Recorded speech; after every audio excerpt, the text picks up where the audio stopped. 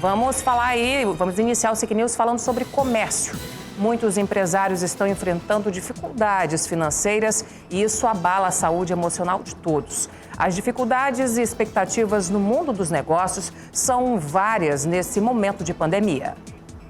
Após uma empresária tentar tirar a própria vida, muitos órgãos começaram a se questionar sobre a saúde emocional dos empresários que estão passando por dificuldades nesse período. Thaís Paiva é de uma família de empreendedores, donos de uma rede de sorveteria na capital. Ela conta como tem sido esses últimos meses. Desde que começou a pandemia, a sorveteria, por ser comércio alimentício, está fechado. E nisso a gente tinha 8 funcionários, ao total. Agora a gente já demitiu, nós só estamos com 4 funcionários. Mesmo com a sorveteria fechada, a família tem um gasto de mais de R$8 mil por mês. Isso sem contar o prejuízo que ficou, já que toda a mercadoria acabou estragando. Tudo isso traz desânimo para quem estava vendo a empresa crescer. Infelizmente, o financeiro ele abala muito a família, muito o nosso emocional. E um misto de emoções se confundem. Entre o desânimo e a culpa, o empresário acaba se sentindo perdido no meio dessa pandemia. Nesse momento, a primeira coisa que o empresário pensa é que não quer ser empresário, dá vontade de a gente ir para um concurso ou qualquer outra coisa.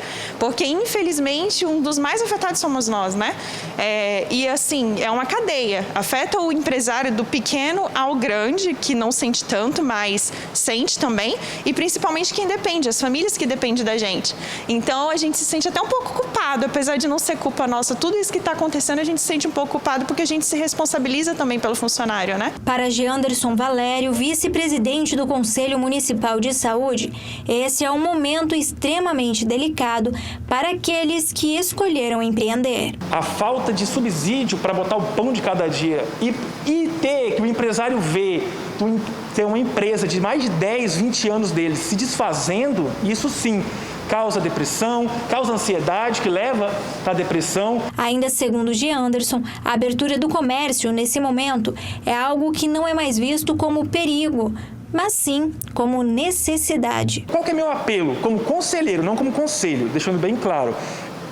O meu apelo é que a gente se observe agora a retomada de comércio, para deixar os comerciantes respirar, para eles terem uma sobrevida, porque senão daqui uns dias não tem nem comércio mais para ser aberto.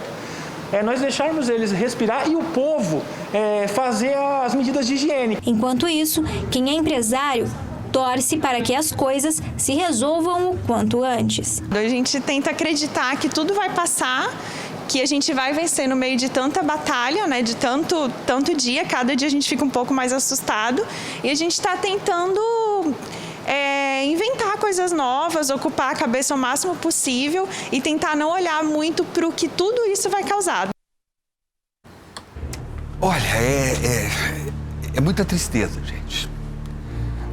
Nós temos que ter um olhar macro sobre tudo que acontece em torno da gente. Não é possível a gente dissociar, numa crise dessa que nós vivemos, a questão da saúde e a questão da economia. São 2 fatores fundamentais. Um depende do outro, inclusive. Se você não tiver saúde, você não trabalha. Você não será um agente para fomentar a economia. Seja como trabalhador, seja como empresário. Agora, se você não tiver uma boa economia, você não vai ter saúde. Porque quem sustenta os governos e quem sustenta, mesmo que o serviço seja porco, quem sustenta é a iniciativa privada, que coloca dinheiro nos cofres do governo para que ele possa manter o SUS.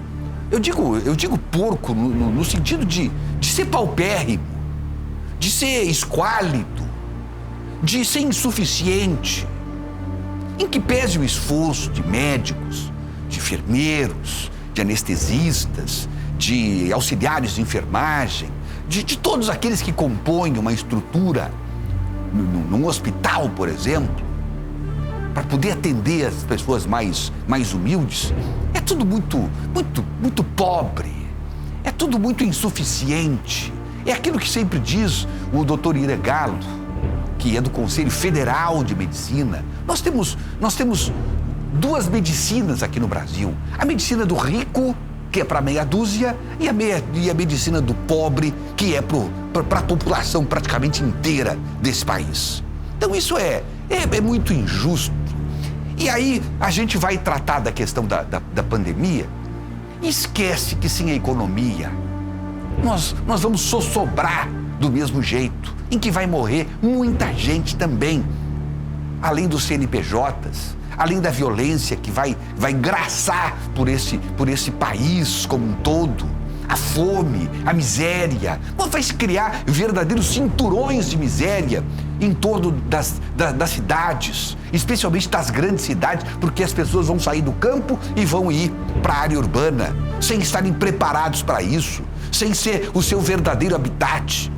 Pessoas estão saindo hoje da área ribeirinha e vindo para Porto Velho, vindo para a cidade, sem saber viver na cidade, porque o seu cantinho é lá, na zona ribeirinha, é ali perto do rio, na beira do rio, pescando, sobrevivendo, e aqui não tem isso.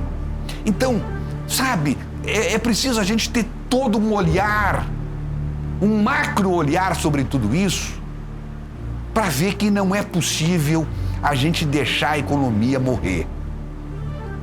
Nós temos hoje milhares e milhares de novos desempregados nas nossas cidades. Mas agora parece que as coisas vão andar. Até porque não foi uma porta aberta de uma loja comercial que matou essa gente toda. Foi o vírus e a irresponsabilidade de alguns.